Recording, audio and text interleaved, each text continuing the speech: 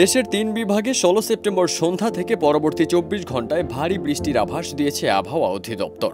১৬ September সন্ধ্যায় আবহাওয়া অধিদপ্তরের আবহাওয়াবিদ মোহাম্মদ হাফিজুর রহমান বিষয়টি জানিয়েছেন।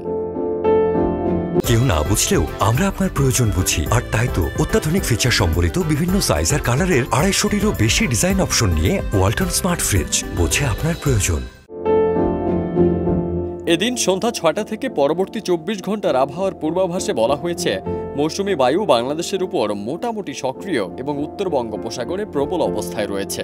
এর প্রভাবে ঢাকা, রাজশাহী ও খুলনা বিভাগের কিছু কিছু জায়গায় এবং রংপুর, ময়মনসিংহ, সিলেট, বরিশাল ও চট্টগ্রাম বিভাগের ২-১ জায়গায় অস্থায়ীভাবে দমকা হাওয়া সহ হালকা থেকে মাঝারি ধরনের বৃষ্টি বা বজ্রসহ বৃষ্টি হতে পারে। সেই সঙ্গে রাজশাহী, খুলনা ও চট্টগ্রাম বিভাগের কোথাও কোথাও মাঝারি ধরনের ভারী থেকে ভারী বৃষ্টি হতে পারে। অবশ্য সারা দেশে দিন এবং রাতের তাপমাত্রা ১ থেকে ২ ডিগ্রি সেলসিয়াস বৃদ্ধি পেতে পারে। বর্ধিত ৫ দিনের আবহাওয়ার অবস্থায় বলা হয়েছে, বৃষ্টিপাতের প্রবণতা বাড়তে পারে। আবহাওয়া অধিদপ্তরের তথ্যানুযায়ী বর্তমানে ঢাকায় বাতাসের গতিবেগ ঘন্টায় ১০ থেকে ১৫ কিলোমিটার, যা দক্ষিণ বা দক্ষিণ পূর্ব দিক থেকে বইছে। সন্ধ্যা ৬টায় ঢাকার বাতাসের আপেক্ষিক আর্দ্রতা ছিল ৭৬%।